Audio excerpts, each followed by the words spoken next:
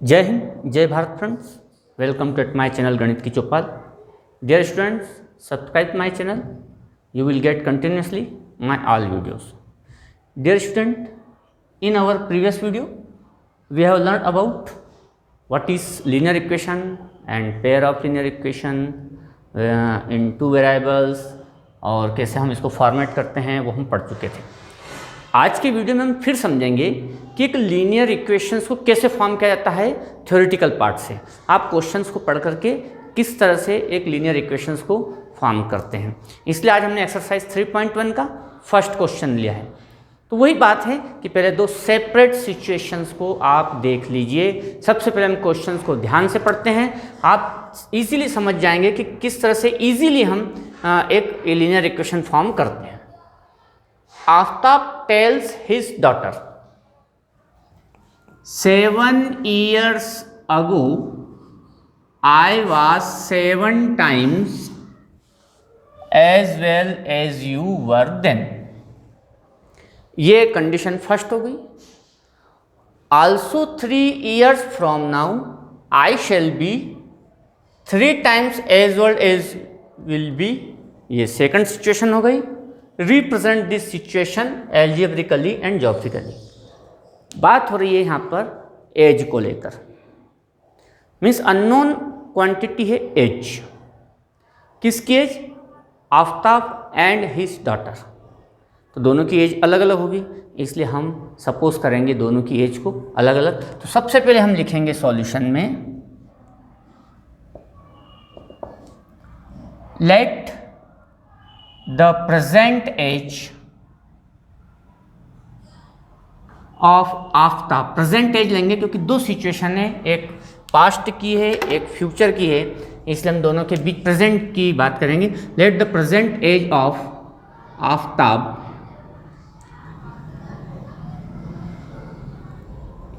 is X years and his daughter age is Y year।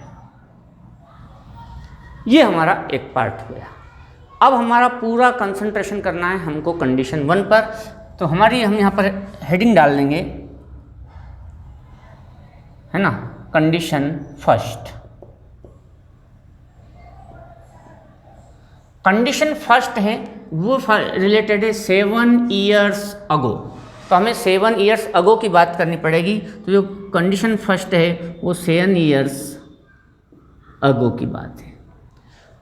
तो हम अभी केवल इस पर कंसंट्रेट करते हैं 7 years ago, लेकिन हमारे पास जो एज है प्रेजेंट की है, तो प्रेजेंट से आपको 7 year बैक जाना पड़ेगा और आपको यहाँ लिखना पड़ेगा 7 years ago। अगर यहाँ लिख दिया है तो आप यहाँ लिखेंगे आफ्ताब एज वाज। तो प्रेजेंट एज X ईयर है और 7 years ago ये 7 year लेस हो जाएगी, तो आफ्ताब की एज 7 years पहले की आ जाएगी। लेकिन केवल आफ्ताब की एज कम नहीं होगी, साथ में उसकी डॉटर की एज भी कम होगी। तो यहाँ पर लिखेंगे हिज डॉटर एज वाज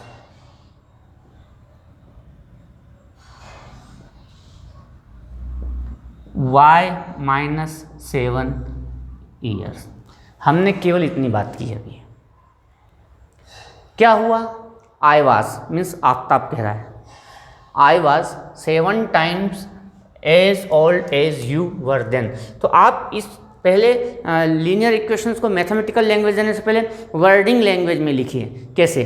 वो कौन बात कर रहा है? आफ्ताब। तो आई वाज 7 years, तो हम यहाँ लिखेंगे Aftab as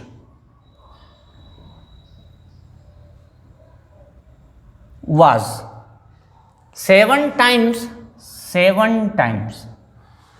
as old as you।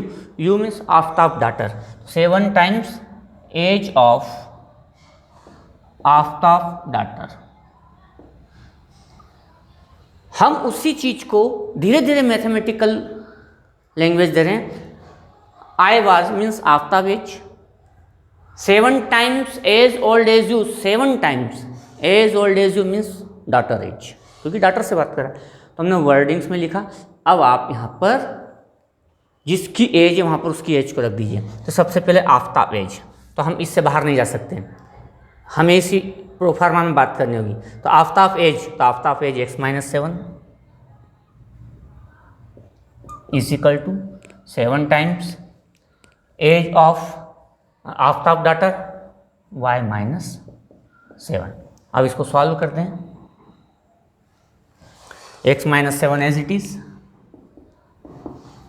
7y-49, 7y-49, y को उधर ले आए हम, x-7y -49 + 7 को उधर ट्रांसफर किया, then we get x-7y is equal to -42।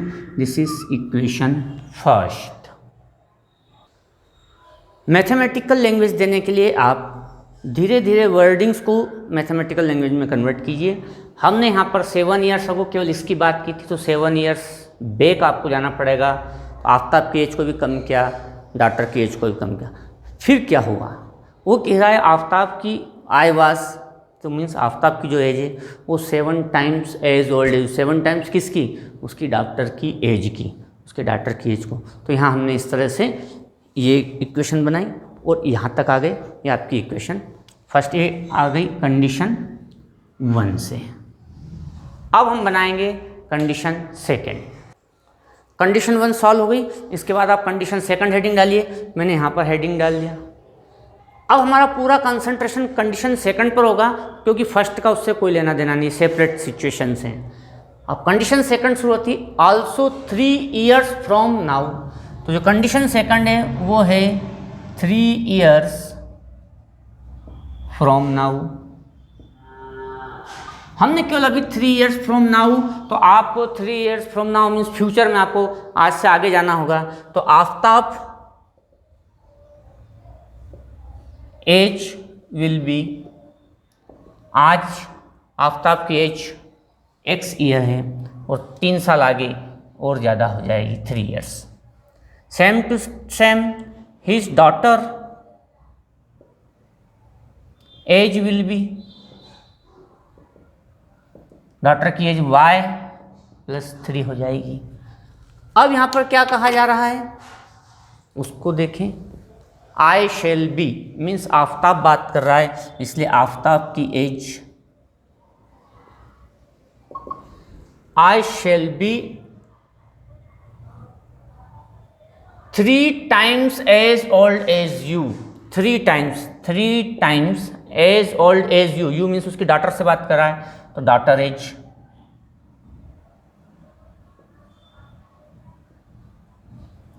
और इसी फॉर्मेट में अगर हम बात करें तो आफ्ताब की एज यहाँ पर x+3, यहाँ नहीं जाएंगे, अब हम इसी में बात करेंगे। x+3 is equal to 3 times his daughter age y+3। इसको हम यहाँ पर सॉल्व कर लेते हैं। x+3 is equal to 3y+9, 3y+9, 3y को उधर ले आए, x-3y is equal to 9 - 3 means x-3y is equal to 6। ये आपकी हो गई सेकंड और ये फर्स्ट इक्वेशन। इसको हम बोलेंगे एल्जेब्रिकली रिप्रेजेंटेशन। अब इसको हम ग्राफिकली रिप्रेजेंटेशन करेंगे। तो सेकंड में भी हमने वही क्या, जैसा वो क्वेश्चन कहता गया 3 ईयर्स फ्रॉम नाउ, तो हमने 3 ईयर्स फ्रॉम तीनों एज, दोनों के एज 3 ईयर्स आगे बढ़ा दी। फिर उसने कहा कि I shall be means Aftab की जो एज है 3 टाइम्स, किसकी 3 times, as old as you means daughter की एज की। तो हमने वर्ड्स में लिख करके इसको सॉल्व किया। तो बहुत आराम से, बहुत अच्छी समझिए और सेपरेट सिचुएशन में काम करेंगे तो आप आसानी से क्वेश्चन सॉल्व कर सकेंगे। अब हम इसको ग्राफिकल रिप्रेजेंट करते हैं। अब इसको ग्राफ पर रिप्रेजेंट करना है। तो ग्राफ पर रिप्रेजेंट करने के लिए एक एक इक्वेशंस के पहले हम कोऑर्डिनेट फाइंड कर लेते हैं, जैसे हमने कल पिछले वीडियो में किया था, आज भी वैसे हम फाइंड कर लेते हैं। तो सबसे पहले हमने इक्वेशन फर्स्ट का सिलेक्शन किया। ये रही इक्वेशन फर्स्ट। इसमें x या y को हम ट्रांसफ़र कर देते हैं। तो हमने y को ट्रांसफ़र किया तो आपको मिला x is equal to -42 + 7y। अब हम यहाँ पर टेबल ड्रॉ कर लेते हैं। कम से कम 3 पॉइंट्स निकालना चाहिए और हम y की वैल्यू यहाँ रखते जाते हैं। तो मैंने यहाँ पर y की वैल्यू को रखा। y की वैल्यू इस तरह से रखें ताकि आपको ग्राफ पर ड्रॉ करने में कोई प्रॉब्लम ना आए। तो बाय द वे हमने y की वैल्यू 0 रखा, 0 रखने पर ये मिला -42। y की वैल्यू को हमने 2 रखा तो -42 + 7 2 = 14। तो 42 में से 14 गया तो 12 - 4 8, 3 - 1 2 -28। इसके बाद हमने y की वैल्यू को 3 रख दिया तो ये हो गया 21।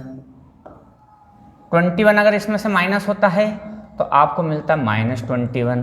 तो 3 पॉइंट्स हमारे इस टेबल से आ गए। सेकंड इक्वेशंस को हमने लिया। सेकंड इक्वेशन है हमारी x - 3y = 6। 3y को उधर लगे तो x = 6 + 3y। इससे हमने सेकंड टेबल बनाई। इसमें भी कम से कम 3 वैल्यूज़ लेना चाहिए। हमने 3 वैल्यूज़, y की प्लेस पर हमने 0 रखा तो 0 रखने से केवल 6 मिला। 1 रखा y की प्लेस पर तो 6 + 3 9 मिला। y की प्लेस पर 2 रखा, 3 2 = 6, 6 6 हो गया 12। तो इस तरह से हमें ये 2 इक्वेशंस मिलती है। अब हम हमारा ग्राफ बना लेते हैं। अब ग्राफ पर रिप्रेजेंट करते टाइम आपको खास ये बात रखनी कि हमारे ग्राफ पे पॉइंट्स आ जाना चाहिए। अब आप देखें यहाँ पर मैक्सिमम पॉइंट 42। अगर मैं एक ब्लॉक को 1 लेता तो मुझे 42 ब्लॉक्स चाहिए जो अवेलेबल नहीं हो पाते एक ग्राफ पर। अगर मैं 2 का डिफरेंस लेता हूँ, एक ब्लॉक को 2 यूनिट मानता हूँ, तो फिर मुझे 21 ब्लॉक चाहिए। ऐसी कंडीशन में 21 ब्लॉक्स भी मिलना बहुत मुश्किल, क्योंकि मैक्सिमम क्वांटिटी 42 है। इसलिए हमने 1 ब्लॉक को 5 यूनिट लिया। तो यहाँ पर 1 ब्लॉक 5 से हमें आसानी से सॉल्यूशन हो जाएगा। तो x की वैल्यू जब 42 है तो ये x की वैल्यू 42, तो 42 मीन्स 4 स्मॉल लाइन तो मान ले यहाँ पर आता है। तो जब x की वैल्यू 42 है तो y 0 है, तो x 42 और y 0, तो एक पॉइंट यहीं हो गया। फिर x है -28 तो 25, 3 और बचता है, 3 2 = 6 लाइन्स छोटी वाली, तो ये 6 लाइन्स यहाँ पर। और y है 2, y है 2 मीन्स 4 छोटी लाइन, तो ये यहाँ पर आता है अप्रोक्सीमेट। फिर x है -21 तब y 3 है, x है माफ़ कीजिए पॉइंट इधर नहीं आएंगे, माइनस में है इसलिए माइनस साइड आएंगे। x नेगेटिव है इसलिए नेगेटिव साइड आएंगे। x की सारी वैल्यूज नेगेटिव है इसलिए नेगेटिव साइड इज ओर। तो x -42 है तो -42 40 + 4 लाइन्स 1 2 3 4, तो ये -42 और y 0 है। फिर x -28 है तो x -28 तो 25 तो ये हो गया, ये 30 25 है, 10 लाइन्स हैं और 5 का डिफरेंस है इसलिए छोटी लाइन डबल होंगी। तो 25 तक आ गया, 3 और बचता तो 3 2 = 6, तो 5 और 6 यहाँ y2 4 लाइन्स अप्रोक्सीमेट दिस। आप ग्राफ पर आसानी से कर पाएंगे। x -21 है तो x -21 तो 21 अगेन मीन्स 2 छोटी लाइन और उसके बाद 3 2 = 6, 5 से ज़्यादा 6 लाइन्स यहाँ पर, 3 है तो 6 लाइन्स अप्रोक्सीमेट हम यहाँ मान लेते हैं। इन तीनों लाइन को जब हम इन तीनों पॉइंट को जब मिलाते हैं तो आपको एक लाइन मिलती है, वो ये लाइन रिप्रेजेंट करती है। अब यहाँ पर देखते हैं x 6 है तो y 0 ये पॉजिटिव है, तो x 6 है, 5 + 6 मीन्स 2 लाइन्स, देन y 0 ये यहाँ आएगा। x 9 y 1, x 9 मीन्स यहाँ पर आएगा 5 10 से या ऊपर, और y है 1 मीन्स यहाँ पर अपन यहाँ मान लेते हैं। ग्राफ पर आप बिल्कुल एग्जैक्ट पॉइंट ड्रा कर सकते हैं। x 12 है तो y 2, x 12 है तो y 2 मीन्स अप्रोक्सीमेटली। इन तीनों को आप मिलाएंगे तो इस तरह से आपकी लाइन, इंटरसेक्टिंग लाइन मिलती है। ये मैंने एक रिप्रेजेंटेटिव ग्राफ बनाया है। आप जब ग्राफ पर ड्रॉ करेंगे तो आपके पास स्मॉल लाइंस होंगी तो आप बहुत ज़्यादा एग्जैक्टली बना सकते हैं। केवल यहाँ समझाने के तौर पर कि किस तरह से ग्राफिकल रिप्रेजेंटेशन क्या रहता है, कैसे ये टेबल बनाई जाती है। तो इस तरह से आप इसको ग्राफिकल रिप्रेजेंट कर सकते हैं। इस एक्सरसाइज का सेकंड क्वेश्चन हम इसके पहले वाले वीडियो में कर चुके हैं। क्वेश्चन नंबर सेकंड और question number third same question है, फिर भी हम इसको देख लेते हैं। The cost of 2 kg of apple, 1 kg of grapes on a day was found to be ₹160। ये हो गई आपकी situation 1। After a month the cost of 4 kg of apple and 2 kg of grapes is ₹300। ये हो गई situation 2। इसको भी algebraically और ग्राफिकली रिप्रेजेंट करना है। अब यहाँ पर आपको क्वांटिटी दी है, कॉस्ट नहीं है, इसलिए कॉस्ट अननोन हो गई तो हम उसको ही मान लेंगे। Suppose cost of a KG Apple is ₹X and a kilogram या 1 kg grapes इज ₹Y। अब सिचुएशन फर्स्ट जो है, कंडीशन फर्स्ट है आपकी, वो क्या कह रहा है कि 2 kg of apple, cost of 2 kg Apple 2x, क्योंकि 1 kg की कॉस्ट x है तो 2 kg की हो गई 2x।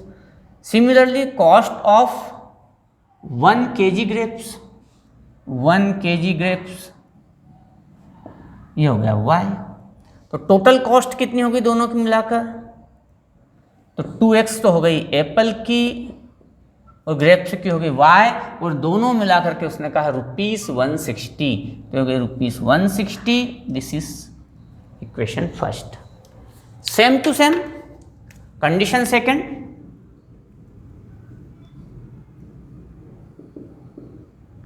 Condition second,